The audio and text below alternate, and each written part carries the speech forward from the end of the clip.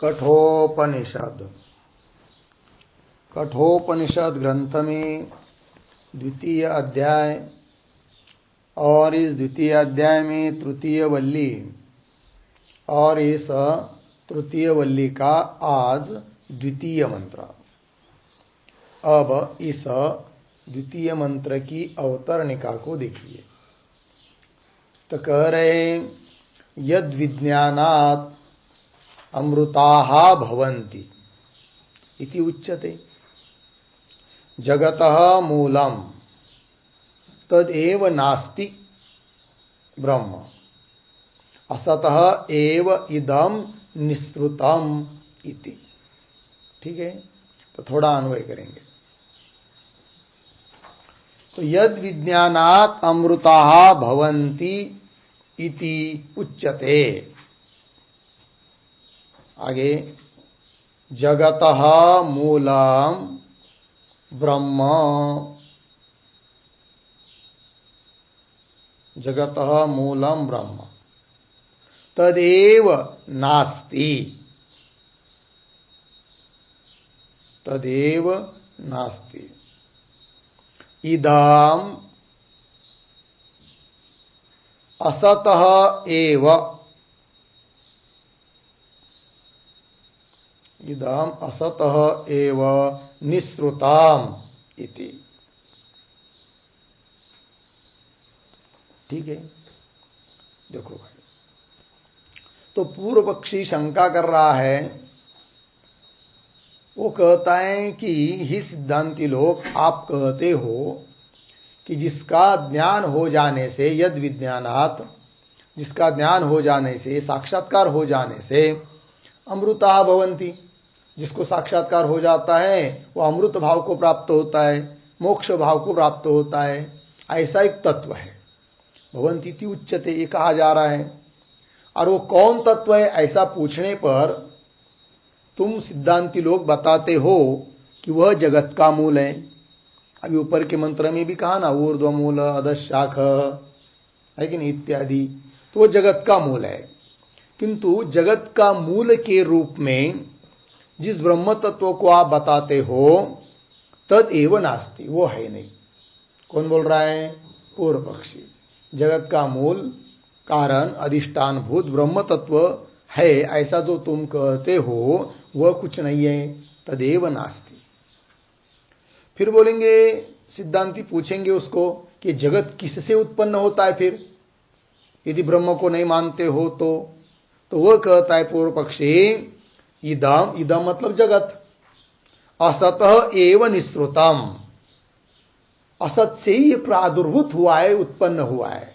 कौन? जगत।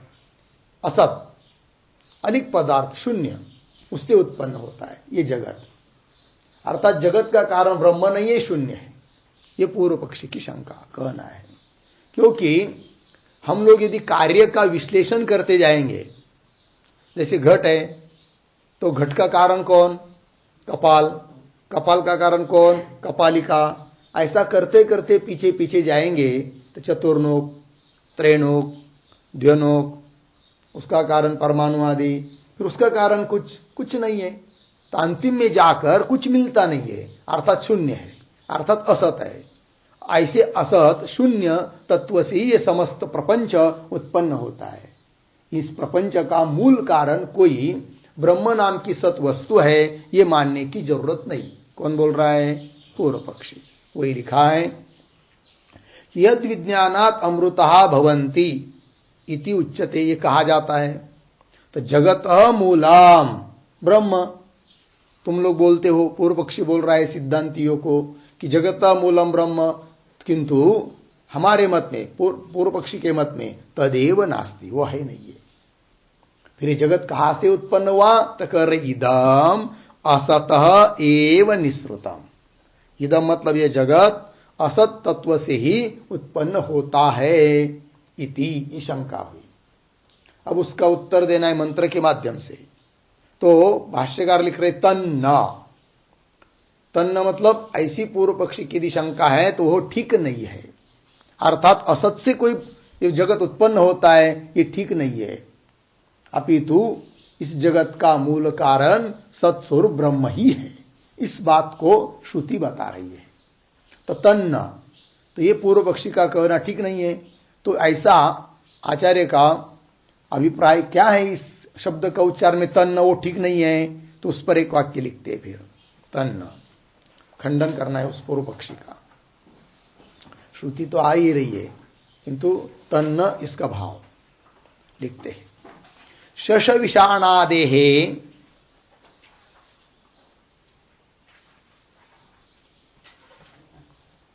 शश विषाणादेहे असतः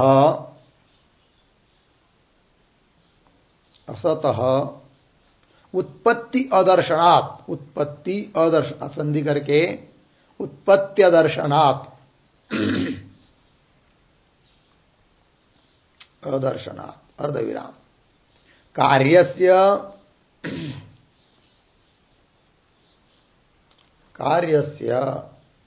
सत्पूर्वकत्व प्रसिद्धेः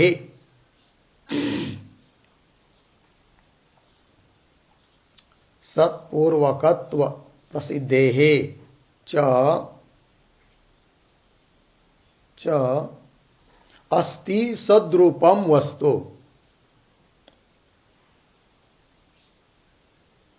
अस्ति सद्रूपम वस्तु जगतः मूलम, जगतः मूलम तच्च प्राणपदलक्षम, प्राणपदलक्षम अर्धविराम प्राण प्रवृत्तेः अपि हेतुत्वात् इत्यर्थः। प्राण प्रवृत्तेः अपि हेतुत्वात् इत्यर्थः। ठीक, देखो भाई,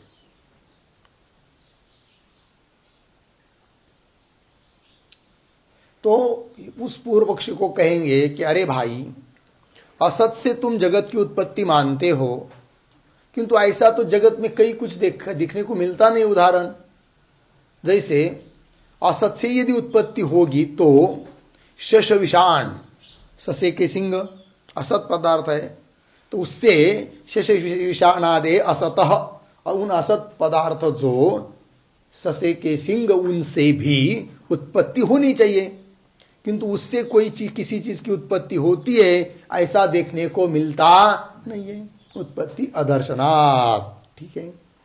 और कार्य से सत्पूर्वकत्व प्रसिद्ध है, उसके विपरीत जो भी कार्य होता है उसका कारण कोई सत ही होना पड़ता है।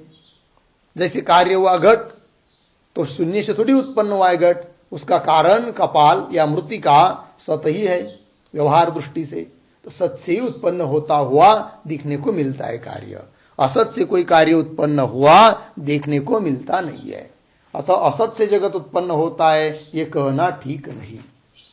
कार्य से सत्पूर्वकत्व प्रसिद्ध है, इसलिए अस्ति सद्रूपम वस्तु, सत्स्वरूप कोई वस्तु है अर्थात ब्रह्म, जो कि जगत का मूल है, जगत मूलम तच्च प्राणपद लक्ष्यम। अब इस श्रुति में एक प्राण पद आने वाला है, तो उस प्राण पद से लक्ष्य है जो तत्व है वही ब्रह्म तत्व है, अर्थात प्राण शब्द से, प्राण शब्द की लक्षणा करके चैतन्य स्वरूप ब्रह्म को ही लेंगे, वही जगत का मूल है।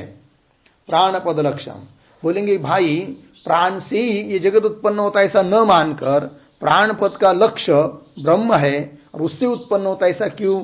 तो कह रहे कि प्राण भी जड़ है, प्राण की भी प्रवृत्ति उस चैतन्य स्वरूप तत्व से ही होती है, अतः प्राण पद का लक्ष्य स्वरूप जो चैतन्य जिसको हम ब्रह्म कहते हैं उसी से सद्रूप ब्रह्म से ही इस जगत की उत्पत्ति होती है, असत पदार्थ से नहीं, ये कहना है।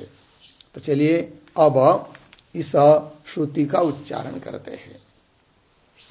यदिदं किंच जगत् सर्वं प्राण एजति निःसृता महद्भयं वज्रमुद्यतम् य एतद्विदुरमृतास्ते भवन्ति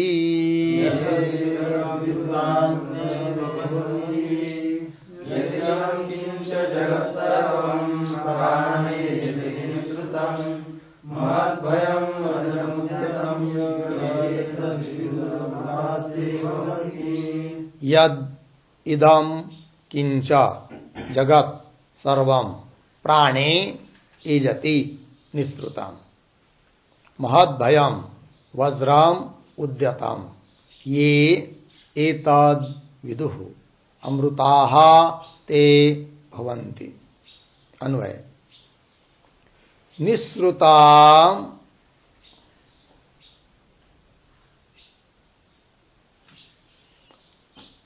मिला, शुरू में दूसरा शब्द आया है इदम,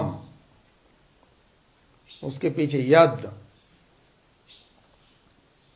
आगे किंच सर्वम जगत, सर्वम जगत, आगे प्राणे एजति, प्राणे एजति, नीचे एतात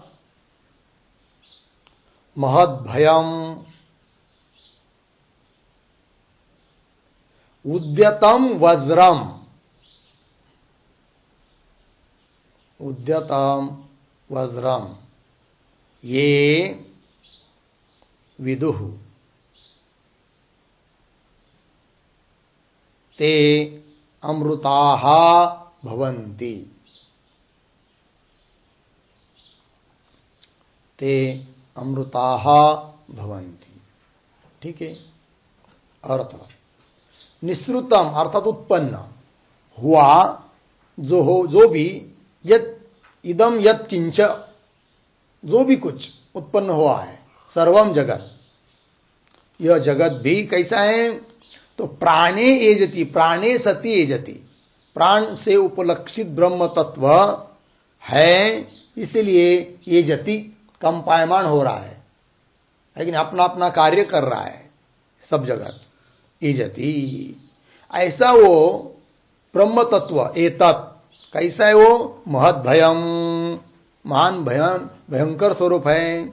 किसकी तरह, जैसे कि उद्यतम वज्रम, हाथ में उठाया हुआ वज्र, मतलब हाथ में वज्र है और हाथ उठाया है किसी को मारने के लिए, ऐसी स्थिति होने पर जैसा सामने वाला व्यक्ति डर जाता है, भय से अपना कार्य कर लेता है, उस प्रकार जैसा कि महाभय स्वरूप है ये ब्रह्म। तो उद्यतम वज्रम मत तात्पर्य कि जिसके भय से सब लोग अपना अपना कार्य करने के लिए प्रेरित हो रहे हैं, ये कहना। तो उद्यतम वज्रम, इस प्रकार का ये ब्रह्म तत्व, उसको ये विदुः, जो लोग आत्मत्वेन जानते हैं यही मेरा स्वरूप है, फिर ते अमृताः भवन्ति, वे लोग उस ब्रह्म तत्व को जानने वाले लोग अमृत स्वरूप को, मोक्ष स्वरूप को प्राप्त हो जाते हैं। ते अमृताः भवन्ति। लग गया अर्थ? तो चलिए इस मंत्र के शब्दों का अर्थ लिख लेते हैं।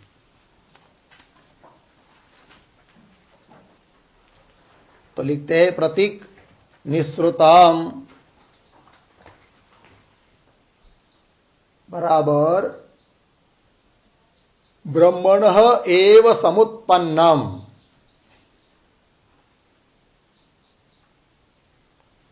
ब्रह्मणः एव समुत्पन्नम,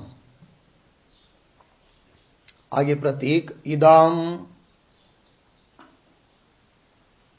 बराबर प्रत्यक्ष सिद्धम, प्रत्यक्ष सिद्धम, आगे प्रतीक यत् किंच सर्वम जगत, ये सब प्रतीक है। यत् किंच सर्वम जगत बराबर यत् किंचित जगत दृश्यते, यत् किंचित जगत दृश्यते तत्सर्वम।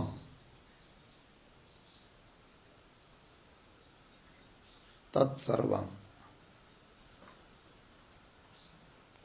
आगे प्रतीक प्राणे बराबर जगत हेतुभूते ब्रह्मणि सति। जगत हेतुभूते ब्रह्मणि सति।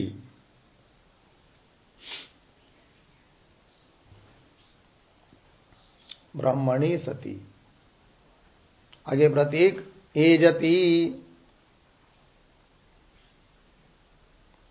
एजति बराबर स्व स्व व्यापारे प्रवर्तते। स्व स्व व्यापारे प्रवर्तते। आगे प्रतीक एतत् बराबर सर्व प्रवर्तकम ब्रह्म।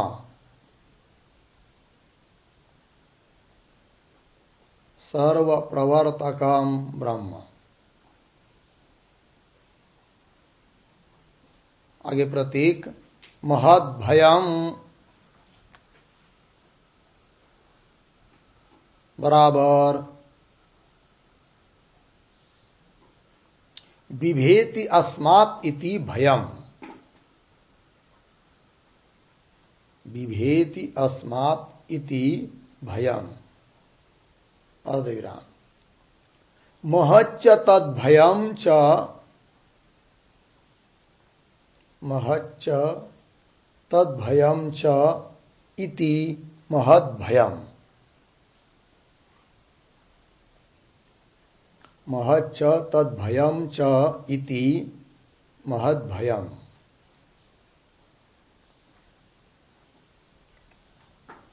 ठीक। आगे प्रतीक उद्यतम। उद्यतम बराबर प्रयोगाय सज्जीकृतम।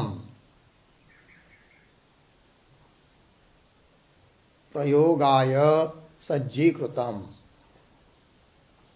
आगे प्रतीक वज्रम बराबर वज्रायुधम इव। वज्रायुधम इव भय हेतुभूतम ब्रह्म।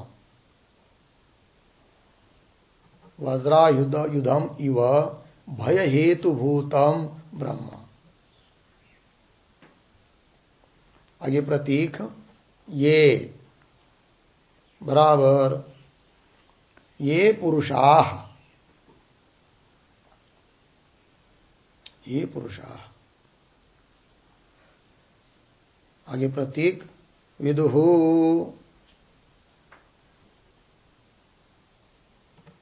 बराबर स्वात्मत्वेन जानन्ति। स्वात्मत्वेन जानन्ति। आगे प्रतीक ते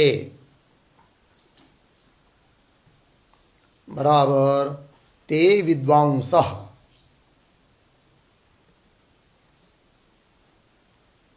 ते विद्वांसः। आगे प्रतीक अमृताः भवन्ति।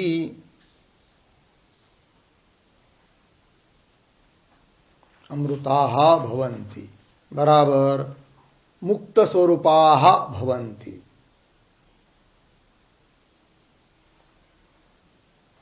मुक्त स्वरूपाः भवन्ति।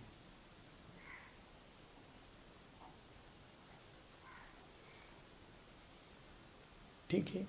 चलो भाई यार। तो निश्रुतम मतलब ब्रह्म से ही उत्पन्न हुआ। इदम जगत। जगत का विशेषण है निश्रुतम। इदम मतलब प्रत्यक्ष सिद्ध, प्रत्यक्ष प्रमाण से दिखाई देने वाला ये जगत। यत् किंच सर्वम जगत जो दिखाई दे रहा है वो सब जगत कि जो उत्पन्न हुआ है ब्रह्म से ही उत्पन्न हुआ है और ब्रह्म की सत्ता से ही अपना अपना व्यापार कर रहा है। तो वही कह रहे प्राणे, तो प्राणे शब्द का अर्थ कर रहे हैं जगत हेतु भूते ब्रह्मणि सती, जगत का कारण स्वरूप ब्रह्म विद्यमान है इसलिए। ये जति जगत स्व व्यापारे प्रवर्तते, मतलब ये कंपायमान हो रहा है जगत, अर्थात अपने अपने व्यापार में प्रवृत्त हो रहा है जगत, सभी प्राणी वर्ग ब्रह्म की सत्ता से। एतत्, इस प्रकार का ये ब्रह्म, सभी का प्रवर्तक ब्रह्म कैसा है वो? महद भयम, तो भय किसको कहते? विवेति अस्मातिथि भयम, जिससे सब लोग डरते हैं उसको कहते भय। तो उस ब्रह्म के भय से ही सब लोग जैसे कि अपने अपने कार्य में प्रवृत्त हो रहे हैं, ठीक है ना। विवेति अस्मातिथि भयम, तो भय शब्द बताया, फिर महत के साथ उसका समास कर रहे हैं, महच्च तद भयम च इति महद भयम, महान ऐसा भय स्वरूप है। किसकी तरह? दृष्टांत देकर समझाया जा रहा है। उद्यतम वज्रम इव, उद्यतम का मतलब होता है जैसे कि अभी उस वज्र का, शस्त्र विशेष का, आयुध विशेष का प्रयोग करना है, जैसे हाथ में उठाया हुआ वज्र, तो प्रयोगाय सज्जीकृतम वज्रम, वज्र नाम का आयुध, उसकी तरह भय हेतुभूतम ब्रह्म, जैसे उससे भय लगता है वज्र से सामने वाले को, उस प्रकार भय के लिए कारण है ब्रह्म। ऐसे इस ब्रह्म को जो लोग मय के रूप में जानते हैं, वही कह रहे ये पुरुषाः, जो लोग विदुः उस ब्रह्म को जानते हैं, स्वात्मत्वेन जानन्ति, मेरा आत्मा ही ब्रह्म है, इस रूप से जो लोग जान रहे हैं, ते विद्वांस, ऐसे ज्ञानी लोग, विद्वान लोग क्या हो जाते हैं? अमृताः भवन्ति, मुक्त हो जाते हैं, अमृत भाव को प्राप्त होते हैं, ये कह दिया। हो गया। चलिए अब इस मंत्र का भाष्य देखिए। यद इदम किंच, ये प्रतीक है, उसका अर्थ कर रहे यद किंच इदम, जो भी कुछ यह है, यद किंच इदम। आगे जगत सर्वम प्राणे, प्रतीक है, प्राणे इसका अर्थ कर रहे हैं परस्मिन ब्रह्मणि सती, वो पर ब्रह्म रहने पर ही। ये जति प्रतीक है, ये जति का अर्थ कर रहे कंपते, ठीक है। तो ये जति से आगे थोड़ा पढ़ते हैं, फिर अन्वय करेंगे दो चार शब्दों में। ये जति का अर्थ कर दिया कंपते, तत एव निश्रुताम निर्गतम, निश्रुतम का अर्थ कर रहे निर्गतम, सत प्रचलति, प्रचलति का अर्थ कर रहे हैं नियमेन चेष्टते, ठीक है। थोड़ा अन्वय, तो परस्मिन ब्रह्मणि सती या तक ठीक है। उसके बाद ततः एव निश्रुताम निर्गताम, ततः एव निश्रुताम निर्गताम सत, फिर उसके पीछे ये जति कंपते, आगे प्रचलति नियमेन चेष्टते, ठीक है। तो अर्थ देखिए भाई, तो जो भी कुछ जगत है वह सब प्राणे, प्राणी का अर्थ कर दिया परस्मिन ब्रह्मणि सती, पर ब्रह्म रहने पर ही, अर्थात पर ब्रह्म के सत्ता से ही। तो परस्मिन ब्रह्मणि सती, और कैसा? ततएव निश्रुतम, उससे ही उत्पन्न हुआ है ये जगत, परमात्मा से ही। ततएव परमात्मन एव, निश्रुतम कर्ता कर दिया निर्गतम, निकला हुआ, प्रादुर्भूत हुआ, होता हुआ ऐसा ये जगत। निश्रुतम निर्गतम सत एजति, एजति का अर्थ कर रहे कंपते, और कंपते का भी अर्थ कर रहे हैं प्रचलति। प्रचलित का मतलब नियमेन चेष्टते, नियम से अपनी अपनी क्रिया कर रहे हैं जगत के सभी प्राणी, उस ब्रह्म की सत्ता से ही, ब्रह्म के भय से ही। लग गया अर्थ? आगे यत एवं जगत उत्पत्त्यादि कारणम ब्रह्म तन महद भयम। ठीक है, तो यद एवं जो इस प्रकार का जगत उत्पत्त्यादि का कारण है, जगत की उत्पत्ति स्थिति है कि नहीं, और अंतिम में संवार, इन सब का कारणभूत यद एवं ब्रह्म, इस प्रकार का जो ब्रह्म है, तत्व ब्रह्म महद भयम, महान भय स्वरूप है। भय के लिए हेतु होने से उसका विग्रह कर रहे महद भयम का। महच्च तद भयम च महद भयम, ये समास विग्रह हुआ। महान ऐसा जो भय उसको कहेंगे महद भयम। किंतु भय किसको कहते, तो भय को बता रहे बिभेति अस्मात् इति भयम, ये भय की व्याख्या है। जिससे लोग डरते हैं उसको कहते यहां पर भय, बिभेति अस्मात् इति भयम। तो भय शब्द का अर्थ बताने के बाद उस भयम को महत् के साथ जोड़ना है। महच्च तद भयम च महद भयम। ठीक है, बिभेति अस्मात् इति महद भयम, तो महद भयम का व्याख्या हुई। आगे वज्रम उद्यतम, ये प्रतीक है, उसकी व्याख्या करने जा रहे भाष्यकार। तो वज्रम उद्यतम, तो उद्यतम इव वज्रम, ऐसा है कि नहीं, तो कैसा पढ़ेंगे उसको, उद्यतम वज्रम इव, यह अर्थ हुआ।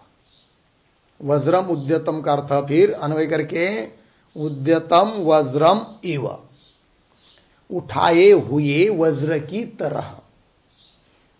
ठीक है, वज्रम उद्यतम वज्रम इव, ये दृष्टांत हुआ। उसका स्पष्टीकरण कर रहे वज्रम उद्यतम का। ठीक है ना, यथा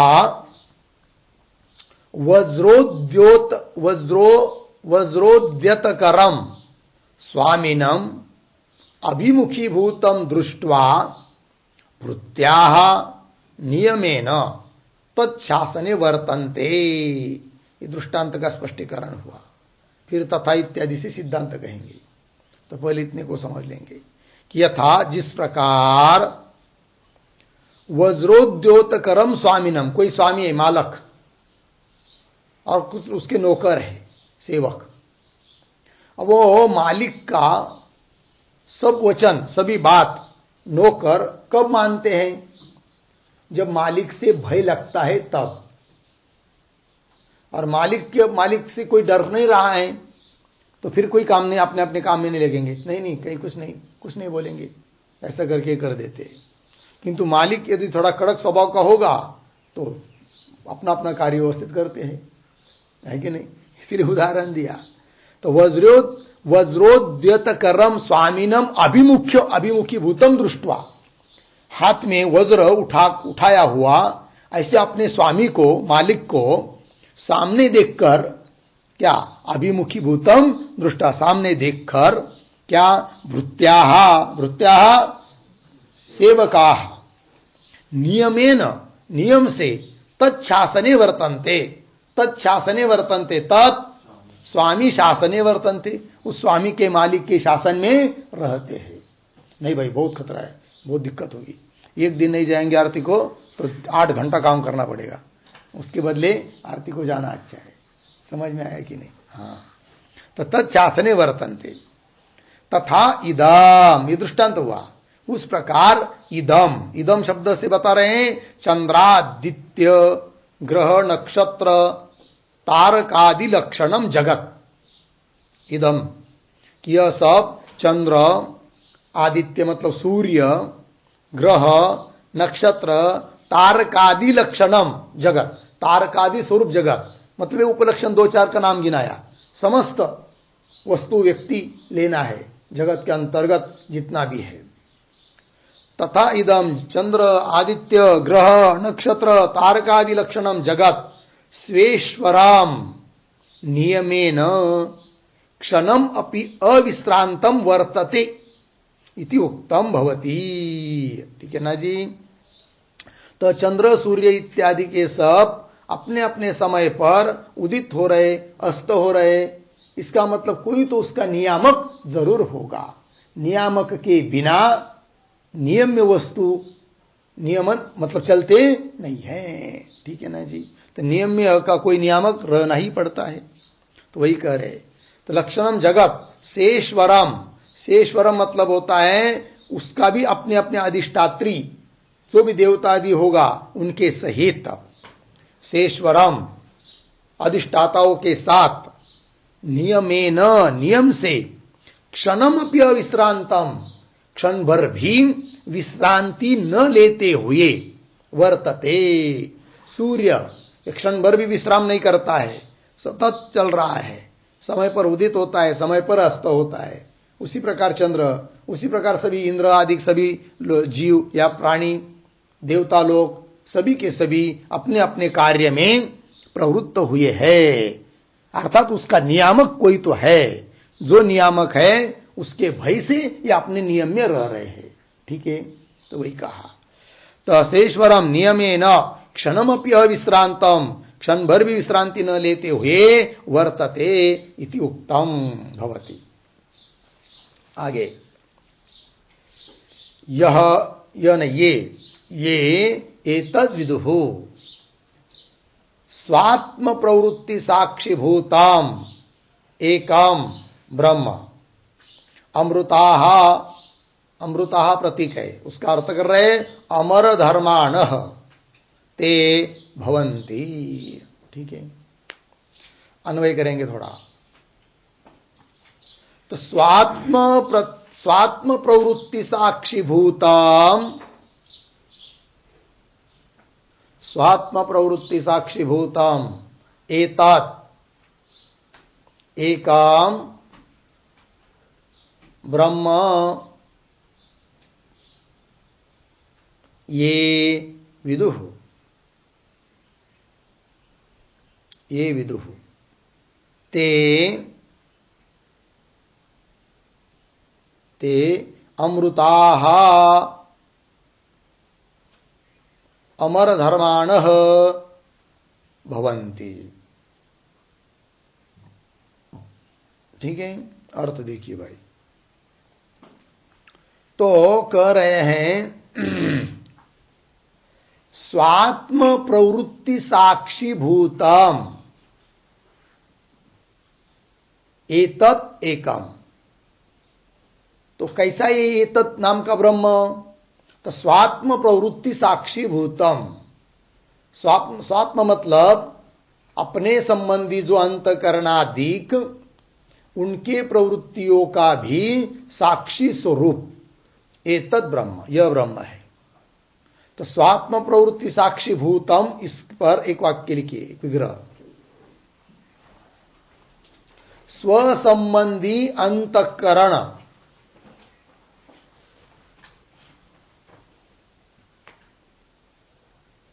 स्वसंबंधी अंतकरण प्रवृत्तीनाम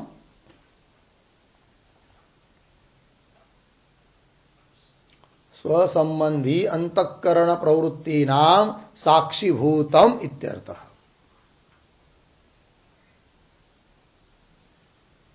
साक्षीभूतम इत्यर्थः।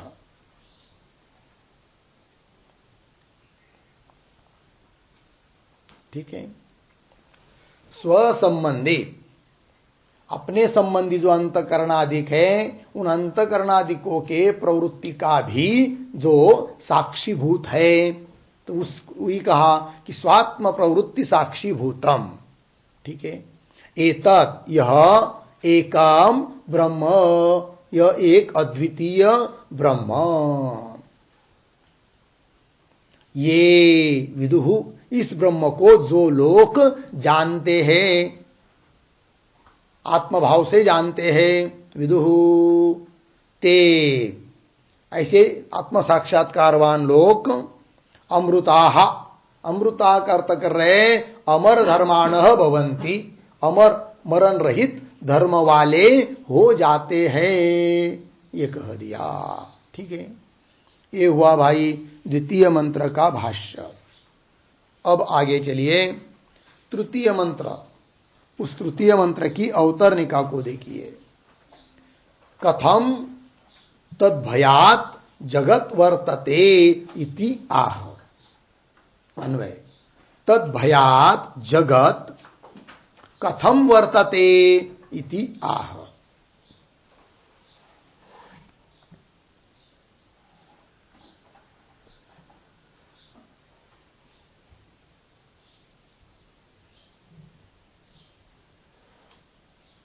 ठीक है, तो देखो भाई, तद भयात, उस ब्रह्म तत्व के भय से जगत कथम वर्तते, जगत कैसा अपना अपना व्यापार कर रहा है, ऐसी यदि कोई शंका करता है तो उसका उत्तर दे रहे।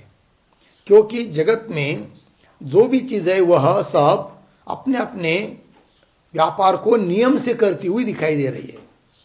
जैसे सूर्य है, उसकी नियत प्रवृत्ति हो रही है, और नियत प्रवृत्ति तभी होती है जब उसका कोई नियामक रहता है। तो नियत प्रवृत्ति की अनुपपत्ति न हो, उसकी उपपत्ति लगे, संगति लगे, अतः नियामक की कल्पना की जाती है।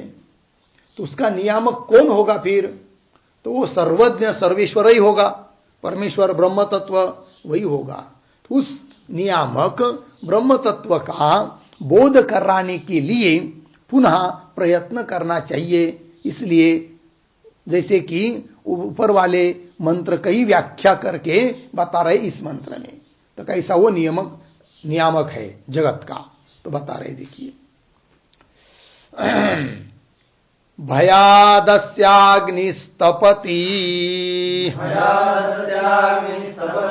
भयात्तपति सूर्यः भयादिन्द्रश्च वायुश्च मृत्युर्धावति पंचमः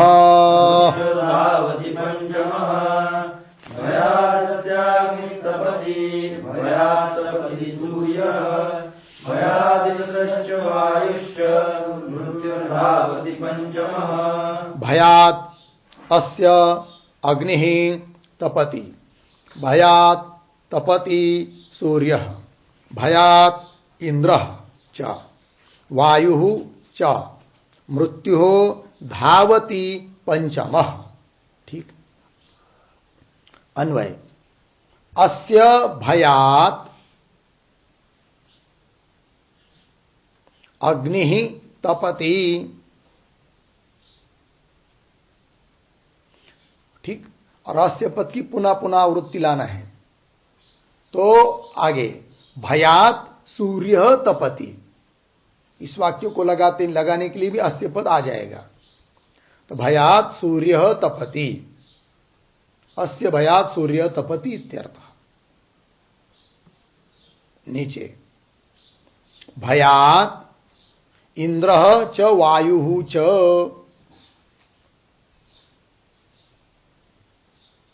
आगे पंचमः मृत्युः धावति, पंचमः मृत्युः धावति। ठीक, अर्थ तो पूर्वोक्त मंत्र का ही जैसे कि अर्थ स्पष्ट कर रहे हैं इस मंत्र से। तो अस्य मतलब इस परमेश्वर के, भगवान के, ब्रह्म के भय से ही अग्नि ही तपति, अग्नि हमेशा तप्त रहता है। ठीक है, जैसे कि उसके भय से, और उसी ब्रह्म के भय से सूर्य तपति, सूर्य भी तप रहा है, प्रकाश दे रहा है उस ब्रह्म तत्व के भय से ही। और अस्य भयात, उस ब्रह्म के भय से ही इंद्र अपना अपना कार्य कर रहा है, वृष्टि कर रहा है आदि करके। वायु वो भी अपना कार्य कर रहा है, हर समय गमन करता है। और पंचमः पांचवा मृत्यु, तो पीछे चार हुए, अग्नि सूर्य इंद्र वायु, और इनमें पांचवा हुआ कौन? मृत्यु। मृत्यु अर्थात यमराज धावती है कि नहीं, प्राणियों को उनके उनके कर्म के अनुसार फल देने के लिए प्रवृत्त हो रहे यमराज भी, जिसके भय से वह है कौन? ब्रह्म तत्व, जिसके निमित्त से ये सब कर रहे अपना अपना कार्य। ठीक है, तो चलिए इस मंत्र के शब्दों का अर्थ लिखेंगे। प्रतीक अस्य,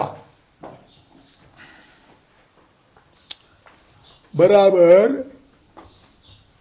ईश्वरस्य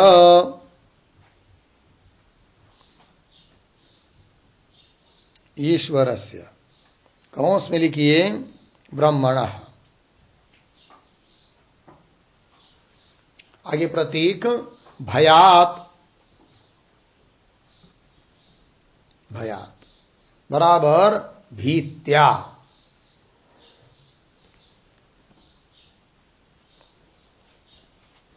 आगे प्रतीक अग्नि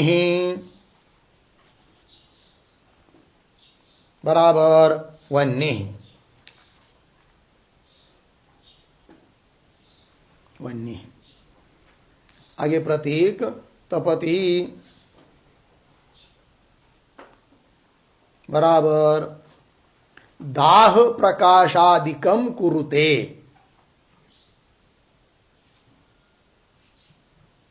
दाह प्रकाशादिकम कुरुते बराबर प्रतीक भयात बराबर भीत्या, भीत्या। कौंस में लिखिए ब्रह्मण भयात, ब्रह्मण भयात। आगे की तरफ बांध देकर कौंस बांध। आगे प्रतीक सूर्य बराबर आदित्य,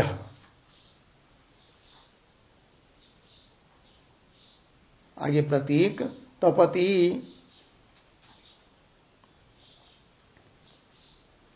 बराबर प्रकाशादिकम कुरुते, प्रकाशादिकम कुरुते। आगे प्रतीक भयात बराबर परमात्मनः भीत्या,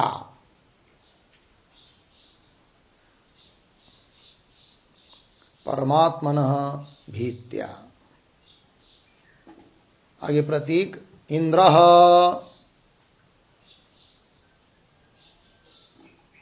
बराबर इंद्रः इंद्र देवता वृष्टिम करोति, इंद्र देवता वृष्टिम करोति।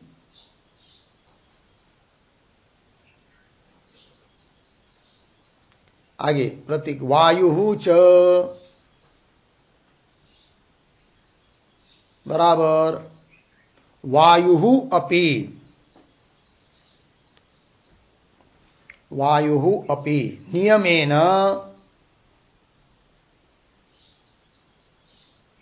नियमेन स्व स्व कर्माणि करोति,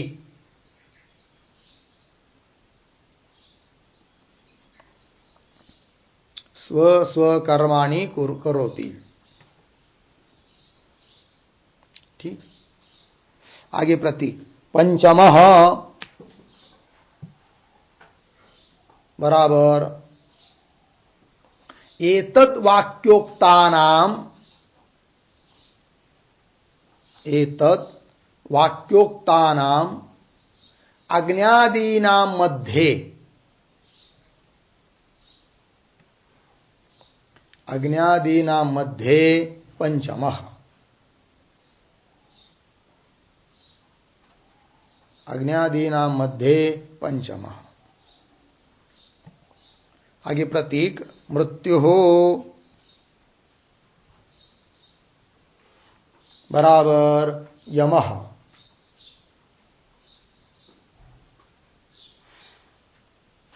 अर्धविराम अस्य ईश्वरस्य भयात्, अस्य ईश्वरस्य भयात्। आगे प्रतीक धावती, धावती बराबर प्राणिनाम तत्तत् कर्मानुसारेण,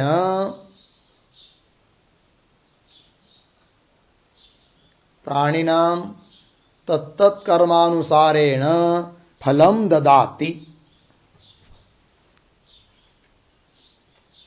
फलम ददाति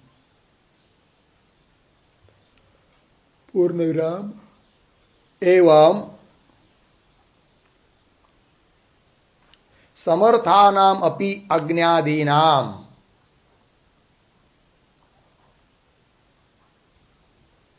समर्थानाम अपि अज्ञादीनाम यस्मात् ईश्वरात् भयं भवति। यस्मात् ईश्वरात् भयं भवति अर्धविराम। तत् अन्येषां भयं भवति। तत् अन्येषां भयं भवति इति किमु वाच्यम्। इति किमु वाच्यम् इति भावः। किमु वाच्यम् इति भावः। ठीक, अर्थ को देखिए। अस्य अर्थात इस ईश्वर के, ब्रह्म से, ब्रह्म के भय से, भीति से, अग्नि अर्थात वन्य तपति, दाह करता है, प्रकाश देता है, दाह प्रकाशादिकम कुरुते।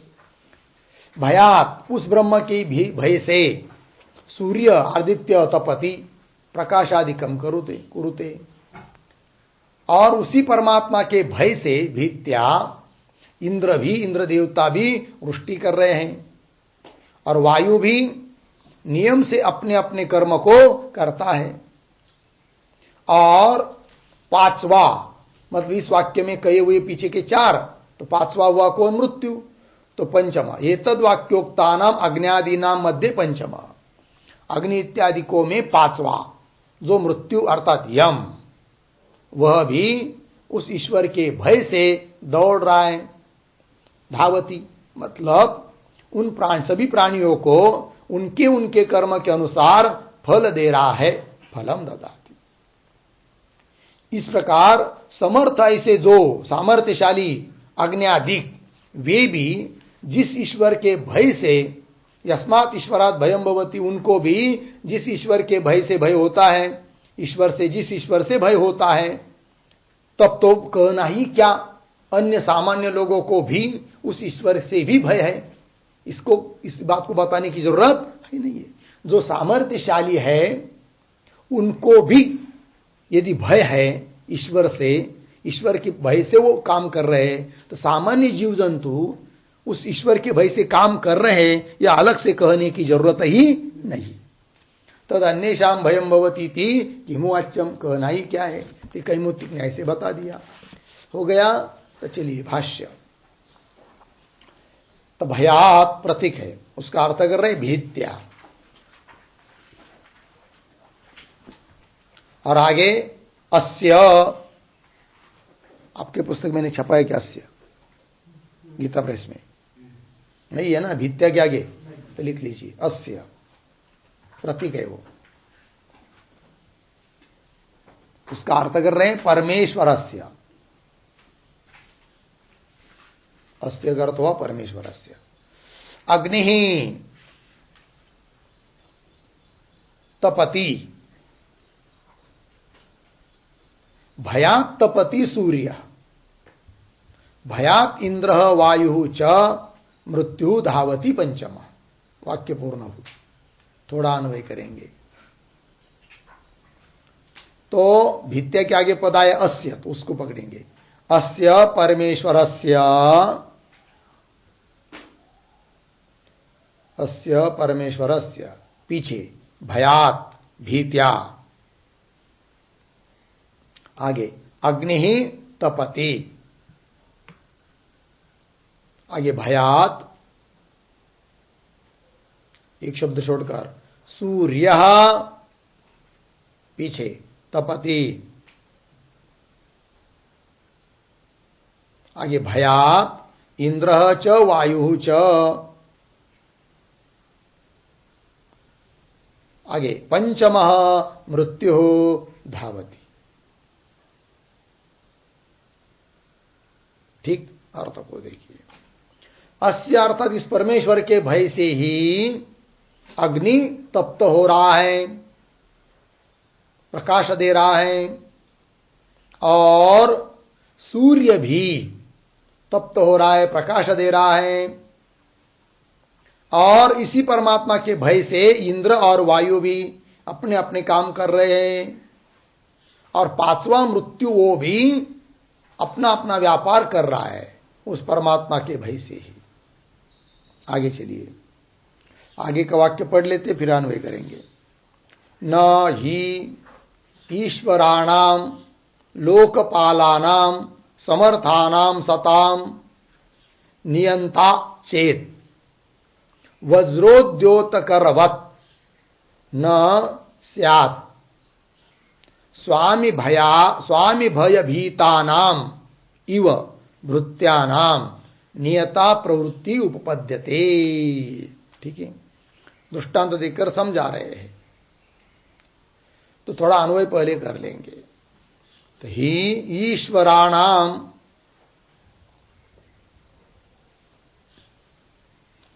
समर्थानाम सताम,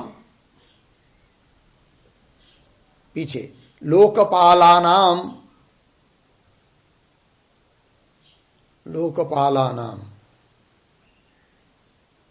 आगे वज्रोद्योतकरवत्,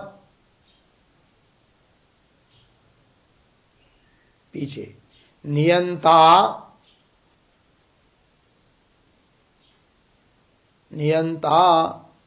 एकदम शुरू में आया है न वाक्य के, न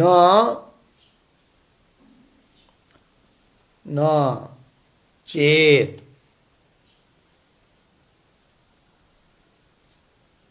ठीक। आगे स्वामी भयभीतानाम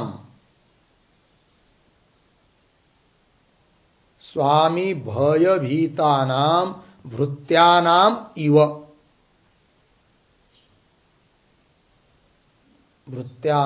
इव, आगे नियता प्रवृत्ति ही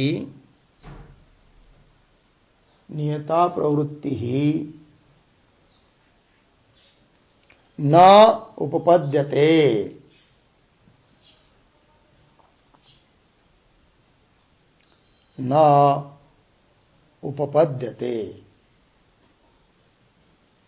ठीक है। अर्थ देखिए, तो ही क्योंकि कैसा है कि ईश्वराणाम मतलब ईशनशील, ईशन करना, शासन करना, ये स्वभाव जिनका। ईश्वराणाम, ईश्वर मतलब शासन करने वाले, ऐसे जो लोकपाल है, लोगों का पालन करने वाले, इंद्र, सूर्य, वायु, ये सब शासन करने वाले लोकपाल है। तो देखिए, ईश्वराणाम समर्थानाम सताम, जो कि सामर्थ्यवान है, ऐसे कौन? लोकपालानाम। तो लोकपालानाम इसके विशेषण है, ईश्वराणाम समर्थानाम सताम, तो शासन करने वाले समर्थ ऐसे जो लोकपाल है कि नहीं, लोकपालानाम क्या आगे, तो उनको वज्रोद्योतकरवत् नियंता न चेत, उन लोकपालों का भी यदि कोई नियंता नहीं मानोगे तो किसकी तरह? वज्रोद्योतकरवत्, हाथ में वज्र उठाए हुए नियंता जैसा कोई होता है, उस प्रकार इन लोकपालों का भी नियंता न चेत, यदि नियंता को मानते नहीं है तो उनकी नियम से प्रवृत्ति नहीं होनी चाहिए। फिर नियंता नहीं रहेगा तो नियम से प्रवृत्ति इन सबकी हो रही है, अतः जरूर इनका नियंता है, ये कहना है। नियंता न चेत, नहीं मानेंगे तो फिर क्या? तो दृष्टांत बीच में, स्वामी भयभीतानाम भृत्यानाम इव नियता प्रवृत्ति न उपपद्यते। तो जैसे कि स्वामी भय से डरे हुए जो सेवक नौकर, उनकी जैसे नियम से प्रवृत्ति होती है, क्योंकि उनका कौन है वहां पर? नियंता है। उस प्रकार इन लोकपालों की भी नियता प्रवृत्ति न उपपद्यते, नियम से जो उनकी प्रवृत्ति हो रही है वह उपपन्न नहीं होती है कि नहीं? अर्थात उनकी नियम से प्रवृत्ति हो रही है, सूर्य समय पर उदित हो रहा है, समय पर अस्त हो रहा है, सभी चीज, वर्षा नियम से हो रही है, आतप ग्रीष्म ऋतु नियम से आ रहा है, ठंडी का मौसम नियम से आ रहा है, सभी चीज उसी समय से नियम से हो रही है। इसका मतलब इसका शासक नियंता जरूर कोई है कि नहीं? तो वही कहा ये लोकपालों का भी नियमन करने वाला कोई है, और जो है वही ब्रह्म तत्व है। इस बात को बता दिया, हो गया। बस आगे का विचार हम लोग कल करेंगे। ओम पूर्णमदः पूर्णमिदं पूर्णात् पूर्णमुदच्यते पूर्णस्य पूर्णमादाय पूर्णमेवावशिष्यते। ओम शांति शांति शांति।